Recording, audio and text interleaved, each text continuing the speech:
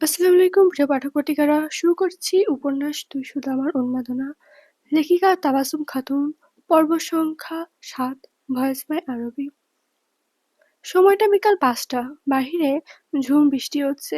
সে দুপুর থেকে হচ্ছে, পুরো ৩ ঘন্টা যাবৎ। ঝুম বৃষ্টির সাথে ঝড়ো হাওয়া। চৌধুরী ম্যানশনের ছাদে হাঁটু গেড়ে মুখ বুজে বসে কান্না করছে এক কিশোরী।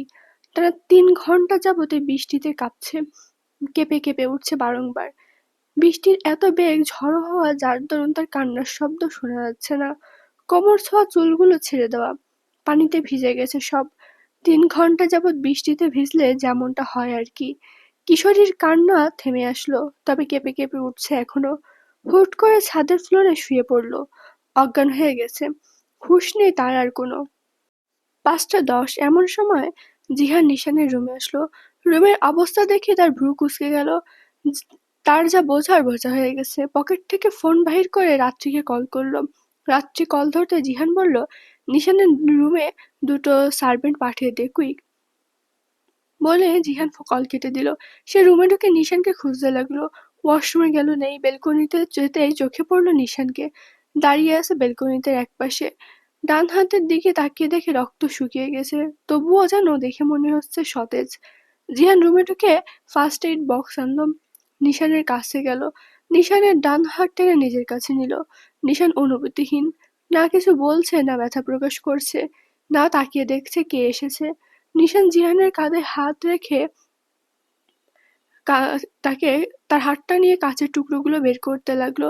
অতঃপর স্যাভলনার তুলো লাগিয়ে হাত পরিষ্কার করলো, মলম লাগিয়ে দিল, সেই জায়গাটা ব্যান্ডেজ করে দিল। জিহান গিয়ে ফার্স্ট এইড বক্স রেখে আসলো। নিশানের পাশে এসে দাঁড়িয়ে বলল, সমস্যা কি তোর? এভাবে ক্ষতবিক্ষত করছিস কেন নিজেকে? নিশান এখনো চুপ, সিগারেট টানছে এখনো। জিহান একটা দীর্ঘশ্বাস ছেড়ে বলল, দেখ, প্রতিদিন তোর এই নাটক আমার দেখতে ইচ্ছা করে না। নিশান এবার গম্ভীর গলায় বলল, নাটক তো তোর মা মামি করে আমার সাথে, তাদের নাটক থামাতে বল। জিহান বলল, ওরা নাটক করেছে মানলাম, তুই তো জবাবও দিয়েছিস, তাহলে এইসব ভাঙচুর করলি কেন? আমার পার্সোনাল কিছু শোনার রাইট আমি তোকে দেইনি। জিহান চোখ ছোট ছোট করে বলল, না দিলেও আমি রাইট বানিয়ে নিছি। সমস্যা কি তোর বল? সমস্যা আমার কখনো ছিল না, যা সমস্যা সব তোর বোনের। কি করেছে সিমি? নিশান রাগে কটমট করতে করতে বলল, বাল করেছে। স্বামীর আদর কোনটা বাজে সেটাই বোঝে না, বাল সব। নিশান একটু কেশে বলল, সিমিকে একটু সময় দে, ও এখনো এইসব মানতে পারেনি, আর ও তো এখনো ছোট। জিহানকে বাকি কথা বলতে না দিয়ে নিশান দাঁতে দাঁত চেপে বলল, ছোট না বাল? দেখ, আমার মাথা গরম করিয়ে দিস না, বের হয়ে যা। জিহান বিরক্ত কণ্ঠে বলল, কথায় কথায় বাল বলিস কেন? ওহ, ফেভারিট ওয়ার্ড, সেজন্যই। তুই এখন বেরিয়ে যা। যাচ্ছি যাচ্ছি। তার আগে বল সিমি কই? আছে হয়তো নিজের রুমে, খুঁজে নে। নেই ওর রুমে। রাত্রিকেও জিজ্ঞেস করলাম, গত ৩ ঘন্টা যাবৎ ওর সাথে দেখা হয়নি কারোর। কারোর তোর কাছে আছে ভেবেছিলাম। জিহান নিশান জিহানের দিকে তাকিয়ে দাঁতে দাঁত চেপে বলল, বড় বড় বাস আছে আমার কাছে নিবি? জিহান বিরক্তি কণ্ঠে আবারও বলল, নিশান, স্টপ জোকস, আমি সিরিয়াসলি বলছি, সিমি কোথায়? আমি জানি না। জানিস না তো খোঁজ এখন। কোথায়? ফালতু সময় আমার নেই। জিহান একটু হতাশার শ্বাস ফেলল, বলল, তাই তো, তোর কেই বা হয়, মরুক, মরলে বেঁচে যাবে, বেঁচে যাবে অন্তত তোর হাত থেকে। জিহানের এই কথা শুনে নিশান জিহানের কলার টেনে রাগী দৃষ্টিতে তাকিয়ে বলল, জিহান, মুখের কথা মুখে ফিরিয়ে নে, নয়তো তোর মুখ আমি ভেঙে ফেলবো। আমার মুখ পরে ভেঙে দিস, এখন সিমকে খোঁজ। নিশান হাতে থাকা সিগারেটে শেষ টান দিয়ে সেটা ফেলে দিল। রুমে গিয়ে বেড থেকে শার্ট তুলে গায়ে জড়িয়ে বোতাম লাগাতে লাগাতে রুমের বাহিরে গেল। প্রথমে সে সিমির রুমে গেল না, কোন জায়গায় নেই। জারাদের রুমে গেল, নেই, কোনো জায়গায় নেই। একে একে সব রুম খুঁজলো। নিচে গেল, সেখানে ড্রয়িং, কিচেন সব খুঁজলো, কিন্তু পেল না। সদর দরজা হয়ে বাহিরে বেরোলো, তাও পেল না।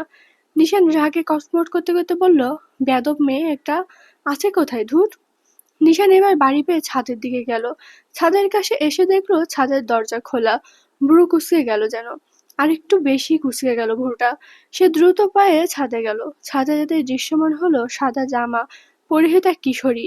নিশানের বুকের ভেতর যেন কেমন অসহ্য যন্ত্রণা। তৈরি হয়ে উঠল। সে ধীর পায়ে কিশোরীটির দিকে এগিয়ে গেল। কিশোরীটির মুখে চুল আছে, কিশোরীটির মুখটা চুলে ঢেকে আছে, দেখা যাচ্ছে না। নিশান নিচু হলো, কাপা হাতে কিশোরীর মুখের উপর থেকে চুলগুলো সরাতেই বুকের ভেতরটা যেন হাতুড়ি পেটা করে দিচ্ছে এমন হলো। চোখ দুটো জ্বলছে তার, কষ্ট হচ্ছে। নিশান দ্রুত কিশোরীটিকে নিজের কোলে নিল, গালে চাপড় দিয়ে বলল, ইস্যু, এই ইস্যু ওঠ, এই ইস্যু। কিন্তু সিমির কোনো সাড়া শব্দ নেই। ফর্সা গায়ের রং ক্রমশই যেন নীল হয়ে আসছে। নিশান দ্রুত উঠে দাঁড়ালো, সিমিকে কোলে নিল। বরফের মতো ঠান্ডা শরীর তার। সে দ্রুত পায়ে সিমিকে নিয়ে নিজের রুমে আসলো। এসে সিমিকে বেডে শুয়ে দিয়ে নিজের ফোন বাহির করে জিহানকে কল লাগালো। জিহান কল রিসিভ করতে নিশান বলল, তুই দ্রুত মহিলা ডাক্তার নিয়ে আমার রুমে আয় ফার্স্ট। বলে নিশান কল কেটে ফোন ছেড়ে দিল বেডে। সিমির পোশাক ভেজা, এই অবস্থায় তাকে রাখা যাবে না। কি করবে সে তাহলে এখন? নিশান কোনো উপায় খুঁজে না পেয়ে রুমের দরজা লক করে দিল। কাবার থেকে সিমির জন্য পোশাক বাহির করলো, সাথে সিমির আলাদা একটা ওড়না। নিশান সিমির কাছে আসলো, ওড়নাটা চোখে বেঁধে নিল। সিমির ভিজে কাপড় খুলে শুকনো কাপড় পরালো। সিমিকে আবারও কোলে তুলে নিয়ে সোফায় শুয়ে দিল। ভিজে বিছানার চাদর তুলে ফেললো, ব্ল্যাঙ্কেট বেঁধে বিছিয়ে সিমিকে আবারও কোলে নিয়ে বেডে শুয়ে দিল। অতঃপর কাভার থেকে আরো একটা ব্ল্যাঙ্কেট এনে সিমির গায়ে জড়িয়ে দিল। ভিজা চুলগুলো টাওয়াল দিয়ে সুন্দর করে মুছে দিল। এর মধ্যে জিহান ডাক্তার নিয়ে রুমে আসলো। ডাক্তারকে দেখে বাড়ির সবাই চিন্তিত হয়ে পড়লো হুট করে। ডাক্তার কেন আসলো? সবাই জিহানের সাথে গেল। নিশানের রুমে ঢুকতে দেখে পেল বাড়ির সকলের মনে ভয় ঢুকে গেল সিমিকে নিয়ে। ডাক্তার রুমে ঢুকলো, নিশান সিমির বাঁ পাশে বসে আছে। সিমির হাত নিজের হাতের ভিতর নিল। ডাক্তার এসে ডান পাশে বসলো। বাড়ির সকলে দরজার কাছে দাঁড়িয়ে সিমির নিস্তেজ শরীর বেড়ে দেখে আটকে উঠল। রোজিনা নিজেকে সামলাতে না পেরে ভিতরে ঢুকতে গেলেই নিশান গম্ভীর গলায় আওয়াজ দিল, শাশুড়ি আম্মা, যেখানে আছেন সেখানেই থাকেন। ভেতরে আসলে আমি এক্ষুনি ইস্যুকে নিয়ে বের হয়ে যাব এই বাড়ি থেকে। সালাউদ্দিন রোজিনার হাত চেপে ধরল। রোজিনা মুখ বুজে কান্না করতে লাগলো। এদিকে ডাক্তার সিমিকে চেক করলো, গায়ের তাপমাত্রা প্রচুর। ডাক্তার নিজে আঁতকে উঠে নিশানকে বলল, রোগীর এমন অবস্থা হলো কি করে? ডাক্তারের কথা শুনে নিশানের আগে যেন আরো ঘি ঢেলে দিল। সে তাদের দাঁত চেপে ডাক্তারকে বলল, রোগীর কি হয়েছে ডাক্তার হয়েও জানেন না, আমাকে জিজ্ঞান। কোন বালে আপনাকে ডাক্তারের পদবি দিয়েছে? ডাক্তার থতমত খেয়ে গেল। নিজেকে ঠিক করে বলল, এখানে ডাক্তারি প্রশ্ন না, রোগীর কি হয়েছে আমাকে বলতে হবে খুলে। রোগীর টেম্পারেচার অনেক, ভিজেছে মনে হয় অনেক। নিশান একটা দীর্ঘশ্বাস নিয়ে বলল, বৃষ্টিতে ভিজেছে টানা 3 ঘন্টা। বাড়ির সকলে অবাক হলো, তবে কেউ কিছু বলার সাহস পাচ্ছে না। নিশান যদি সিমিকে নিয়ে চলে যায়। ডাক্তার আরো কিছু জিজ্ঞেস করলো না, নিজের জিনিস থেকে ইঞ্জেকশন বাহির করলো। সেটা তো ওষুধ ঢুকিয়ে সিমির ডান হাতের বাহুতে দিতে গেলে বাধা দেয় নিশান। চিৎকার করে বলে, আরে কি বালের ডাক্তার সব, কোনো কিছু হলে একে ইঞ্জেকশন মারায়, এই ইঞ্জেকশনে ব্যথা লাগে না নাকি? তত সব আজাইরা পাবলিক। বাড়ির সকলে কপাল চাপড়ায়। ডাক্তার নিশানকে বোঝাতে বলল, দেখো, এই ইঞ্জেকশন দেওয়ার কারণ আছে। যদি আমি শুধু মেডিসিন দিই তাহলে রোগী সুস্থ হতে সময় নেবে, আর ইঞ্জেকশন দিলে রোগী দ্রুত সুস্থ হবে, তাই এটা দেওয়া বেটার। নিশান আর কিছু বলল না। ডাক্তার নিশানের চুপ থাকাকে সম্মতি ধরে ইঞ্জেকশনটা দিল, কিন্তু কিছু ওষুধ লিখে দিল, যেটা জিহানের হাতে দিল। জিহান ডাক্তারকে নিয়ে বেরিয়ে গেল। নিশান সিমির মুখের দিকে তাকিয়ে বাড়ির সকলের উদ্দেশ্যে বলল, আমার প্রাইভেসি লাগবে। বউকে জ্ঞান ফেরানোর জন্য চুমু খাওয়া লাগবে। যদি দেখতে চাও তো থেকে যাও, আর না চাইলে প্রাইভেসি দাও। নিশানের কথা শুনে সবাই ছিছি করছে। এই ছেলের মুখে লাগাম নেই। সবাই চলে গেল। নিশান উঠে গিয়ে দরজাটা বন্ধ করে দিল। নিশান দরজা বন্ধ করে গায়ে লেপ্টে থাকা ভিজে শার্টটা টেনে খুলে ফেললো। এক পা করে বেডে এগিয়ে আসলো। সিমির এখনো সেন্স আসেনি। নিশান সিমির বাঁ পাশে শুয়ে পড়ল। সিমির মুখের দিকে কিছু পলক তাকিয়ে শান্ত কণ্ঠে বলল, খুব সাহস হয়েছে ইস্যু তোর। সমস্যা নেই, উঠতে থাক বেশিক্ষণ, আর কিছু ঘন্টা, তারপর তোর ডানা কেটে ফেলার দায়িত্ব আমার। বলে সিমির শুষ্ক ঠোঁট জোড়ার দিকে তাকালো। এমন শুষ্ক দেখে ভ্রু কুঁচকে বলল, 3 ঘন্টা আগেও ভিটামিন দিয়েছি, তাও ঠোঁট এমন শুষ্ক, হোয়াই? নিশানের উত্তর সিমি কিভাবে দেবে, সে তো অজ্ঞান হয়ে পড়ে আছে। নিশান সিমির কাছে এগিয়ে গেল, সিমির শুষ্ক ঠোঁটজোড়া নিজের দখলে নিল। কিস করার বদলে কামড় দিতে লাগলো 2 মিনিট পর পর। অতঃপর সিমিকে ছেড়ে দিয়ে নিজের ঠোঁট মুছে ফেলল। সিমির দিকে একটু ঝুঁকে বলল, জাস্ট ভিটামিন দিলাম, তবে এটা ভাবিস না ছেড়ে দিয়েছি। আমি আছি, কিছু ঘন্টা পরে তৈরি থাকিস ইস্যু। বলে নিশান উঠে দাঁড়ালো, পোশাক চেঞ্জ করে আরেকটা পরলো। হাতে ফোন নিয়ে কাউকে কল দিতে দিতে রুম থেকে বেরিয়ে গেল। এই বৃষ্টির মধ্যে গাড়ি নিয়ে সে যেন এক অজানা গন্তব্যে পাড়ি জমালো। রিহান যায়নি, সে বাড়িতেই আছে। নিশানকে চলে যেতে থেকে বাড়ির সকলে নিশানের রুমে আসলো, কিন্তু এসেও রক্ষা হলো না। রুম বাহির থেকে লক করা। সবাই এক দীর্ঘশ্বাস ছেড়ে আবারও নিজেদের কাজে চলে গেল। অবস্থানটা শহরের শেষ সীমান্তের এক পরিত্যক্ত বিল্ডিং এর অন্ধকার এক রুমের ভিতর। কেউ একজন সেই অন্ধকার রুমে বন্দি আছে, হাত পা বাঁধা অবস্থায়, চোখে কালো কাপড়, মুখেও কাপড় গোজা, যেন কোনো কথা বলতে পারে না, হাত পাও নাড়াতে পারছে না, শুধু জোরে জোরে নিঃশ্বাস নেওয়ার শব্দ শোনা যাচ্ছে। ঠিক এমন সময় ভারী বুটের শব্দ তুলে কেউ একজন এগিয়ে আসছে। রুমে তার সামনে এসে খট করে শব্দ করে দরজাটা খুলে ফেলল। বন্দি লোকটা যেন ভয় পেলেও নিজের মধ্যে সাহস জোগালো। হেঁটে ভেতরে ঢুকে সুইচ বোর্ড খুঁজে লাইট অন করলো। চারিদিকে হলদেটে আলোতে আলোকিত হলো। দৃশ্যমান হলো ব্যক্তিটি। সে আর কেউ না, চৌধুরী বাড়ির বড় ছেলে তানভীর চৌধুরী নিশান। নিশান এগিয়ে এসে বন্দি লোকটার কাছে দাঁড়ালো। চোখে থাকা কাপড় খুলে ফেললো, কিন্তু সে চোখ খুলতে পারছে না। ঝাপসা লাগছে, অন্ধকার দেখাচ্ছে, তাই কিছুক্ষণ চোখ বন্ধ করে রাখলো। নিশান মুখের কাপড়টাও খুলে দিল। লোকটা যেন জান হাতে পেল। বড় বড় নিঃশ্বাস নিয়ে সামনে তাকিয়ে দেখে নিশান। লোকটা ভুরু কুঁচকে বলল, এসবের মানে কি? নিশান ঠোঁট দুটো চেপে ধরলো, অতঃপর শান্ত কণ্ঠে বলল, দেখতেই পারছিস। নিশান বলল, তুই আমাকে কিডন্যাপ করেছিস কেন?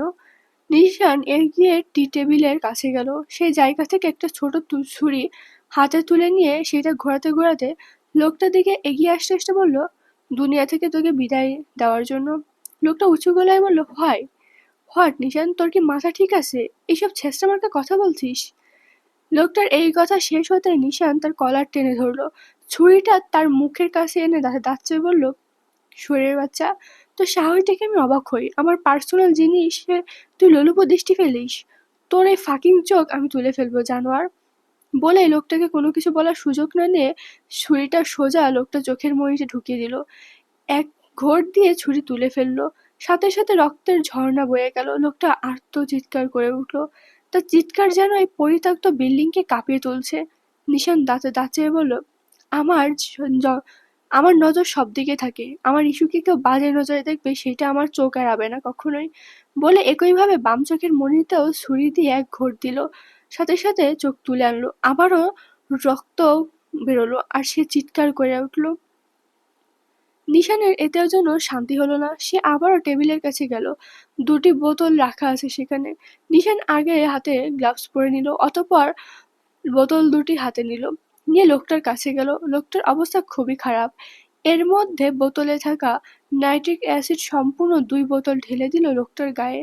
সারা দেহ ঝলসে গেল, ব্যথায় ছটফট করতে লাগলো। ফোসকা পড়ে গেল, জ্ঞান হারাবে হয়তো এক্ষুনি।